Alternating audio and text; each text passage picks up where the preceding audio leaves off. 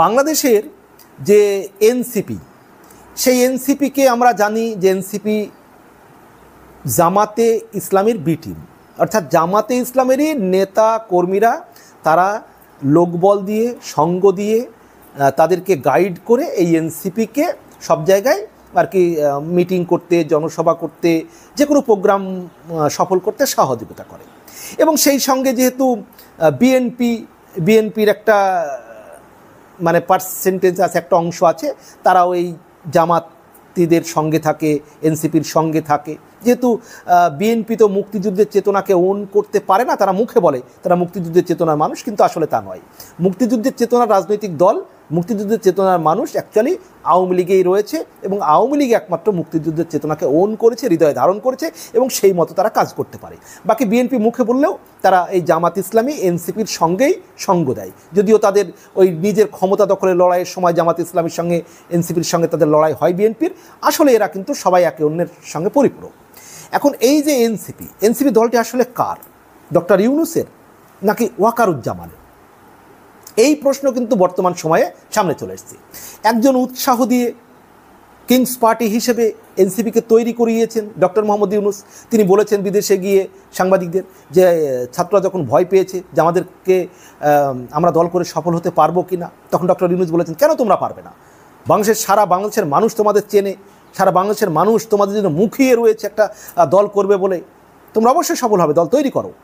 উৎসাহ দিয়ে, নিজে সমস্ত সহযোগিতা দিয়ে, রাষ্ট্রীয় সহযোগিতা দিয়ে এনসিপিকে তিনি সহযোগিতা করছেন ডক্টর ইউনূস। অন্যদিকে জামাত ইসলামী যেহেতু এনসিপির বড় ভাই, এই জামাত ইসলামী দলকেও সহযোগিতা করছেন এই ডক্টর ইউনূস, ওয়াকারুজ্জামান দুজনেই। যেমন জামাত ইসলামের যে সভা হলো বাংলাদেশে, সেই সোহরাওয়ার্দী ময়দানে যে সভাটি হলো, সেখানে দেখা যাচ্ছে ডক্টর ইউনূস তার যে মানে ট্রেন, সেই ট্রেনের বগি ভাড়া দিয়ে দিচ্ছেন জামাত ইসলামের লোক যাওয়ার জন্য। ওয়াকারুজ্জামান সাহেব তার সেনাবাহিনীর বাস দিয়ে দিচ্ছেন জামাত ইসলামের লোক মিটিংয়ে যাওয়ার জন্য। তো আসলে এই ডক্টর ইউনূস এবং ওয়াকারুজ্জামান এই দুজনা চাইছেন যে আওয়ামী লীগ এবং বিএনপিকে মাইনাস করে এই এনসিপি এবং জামাতকে ক্ষমতায় বসাতে, এবং যার জন্য এদেরকে রাজনৈতিক কার্যকলাপ করার জন্য সীমাহীন নিরাপত্তা দিচ্ছেন তারা। মানে একটা জায়গায় এনসিপির নেতারা গেলে সেখানে যদি 200-500 লোক হয়, সেখানে হয়তো তার 4 গুণ থাকছে আর্মি, পুলিশ, র্যাব, মানে এমনকি আবার গোপালগঞ্জে দেখলাম নৌবাহিনী শুদ্ধ নামিয়ে দিয়েছে, মানে একটা যুদ্ধের পরিস্থিতি। আসলে তাহলে এই দলটা কি ডক্টর ইউনূসের নাকি ওয়াকারুজ্জামানের? এই দলটি কিন্তু এই দুজনেরই। কেন? এই ডক্টর ইউনূস উৎসাহ দিয়ে, পরিকল্পনা দিয়ে, প্ল্যান দিয়ে এই দলটি তৈরি করিয়েছেন যাতে জামাত এবং এনসিপি তারা জোটবদ্ধ হয়ে ক্ষমতায় আসতে পারে। আর ওয়াকারুজ্জামান এই এনসিপিকে গাইড করে বড় হতে, মানে ফুলে ফলে ডালে শাখা প্রশাখা ছড়ানোর জন্য যা যা করার দরকার। গোপালগঞ্জে গিয়ে তিনি বেশ কয়েকটি মানুষকে গোপালগঞ্জে নির্দেশ দিয়ে সেনাবাহিনীর গুলি করে সেখানকার সাধারণ জনগণ, আওয়ামী লীগের জনগণ তাদেরকে মেরে দিয়েছেন।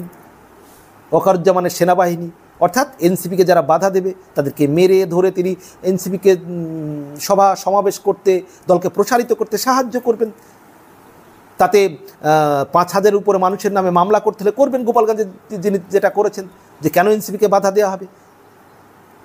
অর্থাৎ একজন দলটাকে প্রতিষ্ঠা করেছেন ডক্টর ইউনূস এই এনসিপিকে, আর আরেকজন ওয়াকারুজ্জামান তিনি দলটিকে বাড়তে সাহায্য করছেন, তাদের মিটিং মিছিল, মানে যেহেতু তিনি সন্তান তুল্য মনে করেন এই সার্জিস আলম, হাসনাত আবদুল্লাহ, তো সন্তান তুল্য যারা, তাদের যে রাজনৈতিক দল এনসিপি, সেই দলকে যিনি বাবার মতো মনে করেন নিজেকে, তো বাবার তো দায়িত্ব তার সন্তানের কোনো কাজকে যাতে সাফল্য পায়, সন্তানেরা সাফল্যমণ্ডিত হয়, সে কাজটি তার দায়িত্ব। সেই ওয়াকারুজ্জামান সেই বাবার কাজই করছেন। তিনি তার সন্তানরা যেখানে যাচ্ছেন, সন্তান তুল্য হাসনাত আবদুল্লাহ, সার্জিস আলম, সেখানে প্রয়োজনে তিনি গুলি করে মেরে দেবেন যেখানে যেখানে প্রয়োজন হবে। যারা এনসিপিকে বাধা সৃষ্টি করবে, এনসিপি সবাইকে গালাগালি করবে, এনসিপি ধানমন্ডি 32 ভাঙবে, এরপর এনসিপি আরও মুক্তিযুদ্ধের স্মৃতিচিহ্নগুলো ভাঙবে, এরপর হয়তো বঙ্গবন্ধুর মাজার ভাঙবে, তারপরে হয়তো ধীরে ধীরে জিয়াউর রহমানেরও মাজার ভাঙবে। সেখানে কোনো সমস্যা নেই তো, কারণ এনসিপি তারা তাদের তো সব কিছু অধিকার রয়েছে বাংলাদেশে যা খুশি তাই করার, যাকে খুশি মারার, যার বাড়ি ঘর লুটপাট করার। কিন্তু যদি কেউ বাধা দিতে যায় সমস্যা তার, কারণ ওয়াকারুজ্জামান তো সন্তান তুল্য তারা, এই হাসনাত আবদুল্লাহ, এই সার্জিস আলম, নাহিদ ইসলাম, এদেরকে বাধা দেবে কেন? হ্যাঁ, সেখানে জামাত ইসলামী লোক দিয়ে ব্যাকআপ দেবে, যেহেতু তার বি টিম জামাত ইসলামীর ছোটো ভাই এই এনসিপি, সেখানে ডক্টর ইউনুস, তার যে রাজনৈতিক দল, দুটি দলের সমর্থনে তার সরকার রয়েছে। স্বাভাবিকভাবে যদি এনসিপি জামাতকে কেউ বাধা দেয়, পুলিশ প্রশাসন যা যা দরকার সরকারের নির্দেশনা তিনি দিয়ে দেবেন। প্রয়োজনে স্বরাষ্ট্র উপদেষ্টা পুলিশ কন্ট্রোল রুমে বসে থেকে কাকে কোথায় গুলি করতে হবে, কত অ্যারেস্ট করতে হবে, কত মানুষকে মারতে হবে, কোথায় চিরুনি তল্লাশি করতে হবে, সেখানে আসিফ মেহমুদের মতো উপদেষ্টা প্রোটোকল ভেঙে চলে যাবেন, মানে ক্রীড়া উপদেষ্টা হয়েও একেবারে স্বরাষ্ট্র উপদেষ্টার সঙ্গে বসে বসে গুলি করতে নির্দেশ দিয়ে দেবেন, কোনো কিছুই বাধা নেই। আর ওদিকে ওয়াকারুজ্জামান সেনাবাহিনী দিয়ে একেবারে পুরো এই এনসিপি যারা বিরোধিতা করবে, জামাত ইসলামী যারা বিরোধিতা করবে, তাদেরকে একেবারে সীমাহীন অত্যাচারের মাধ্যমে তাদের একেবারে মেরুদণ্ড ভেঙে দেবে। কারণ তার উদ্দেশ্য একটাই, এই এনসিপি জামাতকে বাংলাদেশের ক্ষমতায় বসানো। আর এই এনসিপি যদি ক্ষমতায় আসে, পরবর্তীকালে এই ওয়াকারুজ্জামান সাহেব তিনি এই দলটির দায়িত্ব নেবেন না তো, মানে সেরকম কোনো পরিকল্পনা নেই তো। মানে তিনি তো অবসর গ্রহণ করবেন সম্ভবত 27 সালে। তো 27 সালে ক্ষমতা ছাড়ার পরে, সেনাপ্রধান হিসাবে ক্ষমতা ছাড়ার পরে তার তো সেফ এক্সিস্ট দরকার। তিনি যদি তখন এই বিএনপি জামাতকে ক্ষমতায় এনে তখন যদি এই এনসিপির কোনো একটা বড় দায়িত্ব নিতে পারেন বা সরকারের কোনো একটি ক্ষমতা তিনি পেতে পারেন, তার মেটিকুলাস প্ল্যান তো এখন ডক্টর ইউনুস আর ওয়াকারুজ্জামান মিলে করে রাখতেই পারেন।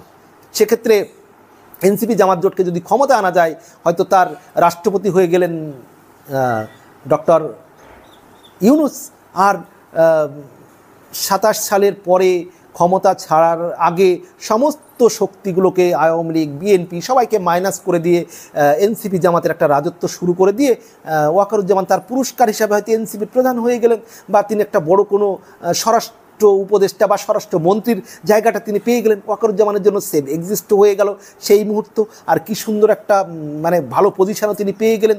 তাই তার যে সন্তান তুল্য মানে এনসিপির নেতারা, তাদেরকে রক্ষার জন্য প্রয়োজনে তিনি গোপালগঞ্জে যে 7 জন বা 10 জনকে গুলি করে মেরেছেন, শুধু তাই নয়, ভবিষ্যতে প্রয়োজনে আরও মারবেন। গোপালগঞ্জে 5,000 মানুষের নামে মামলা করেছেন, প্রয়োজনে 5 লাখ মানুষের নামে মামলা করবেন।